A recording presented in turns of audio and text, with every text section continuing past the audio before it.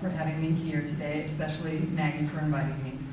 And thank you for just letting me share this sacred space of faith and community with you all this evening. Again, I'm visiting from Elliott Unitarian Chapel in Kirkwood, but I grew up Roman Catholic on the south side of Chicago. I went to Catholic school, kindergarten through college, with a short stint in public high school. But I was baptized at St. Bede the Venerable in Chicago, and I made the remainder of my sacraments at St. Gerald Catholic Church in Oak Lawn. I also pranked my share of nuns and watched Pope John Paul II's funeral on a rollaway TV in a crowded classroom, and I kissed my first boy in a church basement. So I also still have and cherish prayer cards for my grandmother, and I pray to St. Anthony anytime I lose something. So a huge part of me will always be Catholic. Unfortunately, traditional Catholicism did not have enough space for the complexities of my queerness and my desire to speak in the pulpit as a woman, let alone as a non-binary woman. So then I found Unitarian Universalism. It's a faith tradition with a Christian history, but a pluralist present approach.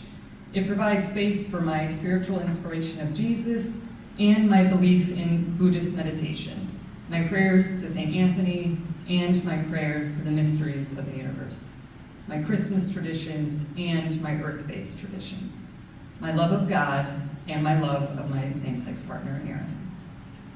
So I'm a Unitarian Universalist now, but I strongly believe in keeping an interfaith connection with my Catholic roots. So as I prepare for divinity school applications this fall, I thank you so much for providing the space for me to share with you what my Catholic heritage and my current UNU values can agree on, and what I hope to explore more in seminary. And that interfaith intersection is basically, Jesus was dope. He was a master of compassion, miracles, metaphors, love, drama, and healing. And today's gospel story is a best of Jesus, in my humble opinion, because he teaches us a lesson about faith and action. So let's get into it. To be candid, when I found out that the gospel reading for this evening was Mark 10, 46 through 52, I was quite relieved. So it was a story that I could sincerely remember learning about as a kid in 4th grade, fiddling with my plaid skirt, Sister Phyllis at the chalkboard. But also, it was a story that I could bring my whole current spiritual self to. So today, I'd love to explore the story of Jesus healing the blind man in the Gospel of Mark, a narrative that offers profound lessons of healing from that divine maestro of love himself, Jesus. So in this story, we find Jesus on his way from Jericho to Jerusalem, knowing that he is approaching his final days on earth. And the political environment in Judea, while he's making this journey, is tense. So the main tension was between Jesus's increasing popularity among the people and the potential threat that this posed to the occupying Roman and Jewish authorities. So this story happened about 2,000 years ago, but we should all acknowledge that the political and social environments in Judea were not too unlike what we got going on in the world today. With the general election around the corner, the violent protests in Britain, the continuing conflicts in the Middle East, Sudan, and Haiti, it can feel like these are unprecedented whirlwind times that we're in 2024. But y'all, the setting of this gospel story is right in the middle of a very similar atmosphere. Up is down, wrong is right, neighbor is against neighbor, tensions are high. Jesus and Bartimaeus could easily be on a road in the Gaza Strip right now, or in a 2024 political rally in a swing state. So this story is timely, and it is a great reminder and blueprint for the radical love and healing that we can find in a culturally tumultuous time. Jesus shows us that love, compassion, and healing, not just for ourselves, but for each other and for our communities, can happen in even the most unsettling of times. So, back to Jesus. He is marching towards his destiny, making his way through these crowded, tense streets, and he encounters Bartimaeus, a blind beggar sitting at the roadside. Bartimaeus calls out, "Jesus, Son of David, have mercy on me." He is already a man cast to the margins of society, so he bets it all on black and just boldly shouts out for Jesus, for the healing power of love in a crowded street of people from all different political, religious, and social factions. He's basically outing himself as a believer, a social rebel, and a political dissident. But he doesn't care. He is confident, he is defiant, and he is set on Jesus and the healing power of love. And of course, Jesus hears him.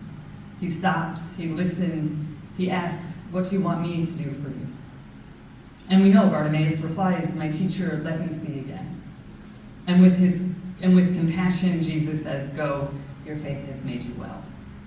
In that moment, Bartimaeus regains his sight, but not just the sight of the physical world around him, sight of God's healing love and an outline that one must follow to be healed. Have faith and take action. This blueprint of wisdom rings true for the Catholic parts of me and the UU parts of me. Faith heals. Yes, this story undoubtedly shows that on its face. But it also more discreetly shows us that it is our responsibility to call out, to take active steps to get closer to God, to love, and to our own healing.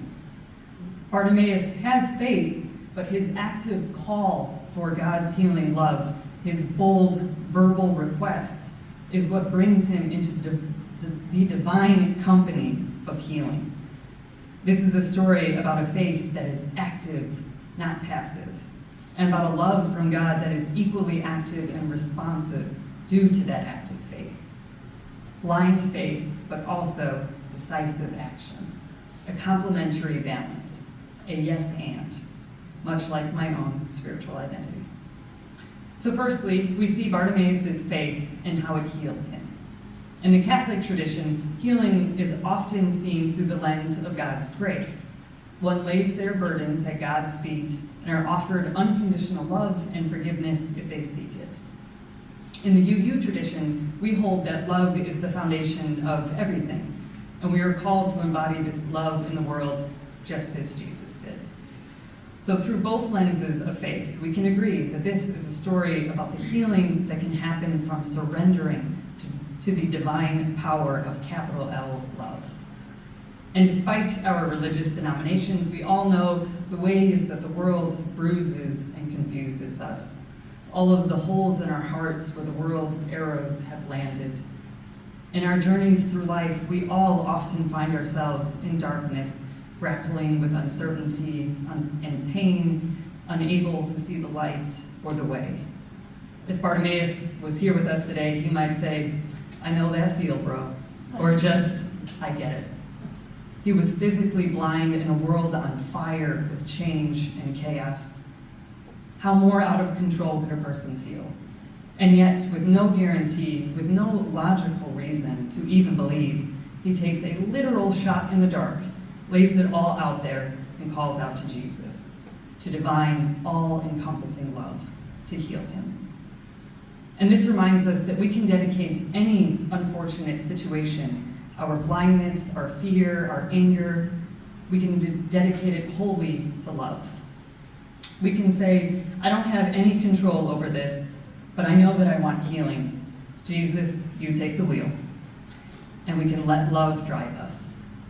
Like Bartimaeus, we are invited to surrender our need to fully comprehend or control our circumstances before we just boldly move towards what feels like love. Ultimately, this is Jesus' final public healing, and he must not have wanted the perfect metaphor to slip by, so Mark captured it, showing us that one of Jesus' final messages was, we might all be wearing blinders. Fear, hate, anger, confusion, and that any of those will shroud the enlightening perspective that only God's all-encompassing love can provide. Therefore, healing is not about your boss changing, about your neighbor changing, the candidates changing, or the world changing. It's about you changing. It's about you choosing to acknowledge your blinders, letting in faith, and actively reaching towards what feels like love instead of fear. It's about you blindly betting on that healing power of faith and love instead of the destructive powers of fear. And we are in that blind space of fear when we feel broken, abandoned, afraid, triggered, attacked. Yet Jesus suggests that we must be like Bartimaeus and choose to call out to love despite everything, so we may heal. Bartimaeus teaches us that it's okay to ask for what we need, to articulate our desires for healing, and to trust that we are worthy of that healing. This willingness, this faith, this active step opens our ears to the voice of the Holy Spirit, whose message is always healing and wholeness. And yet that invitation must come from us. When we are triggered, injured, heartbroken, attacked, or challenged, when we have been cut open, when we cannot fix, soothe, or make sense of our own world, it's time to actively send up that invitation for healing.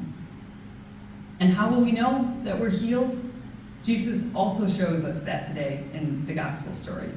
The healing that Bartimaeus experienced was not just about regaining his physical sight. It was about a profound transformation that comes from surrendering to a higher power.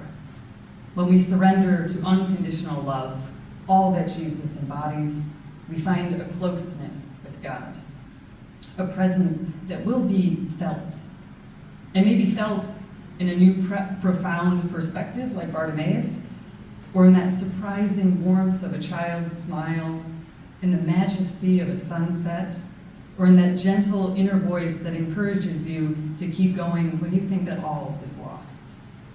When we choose to call on God's love, even in the midst of darkness or chaos, the healing power of love will come to us, reveal itself to us, and show us the way with new sight.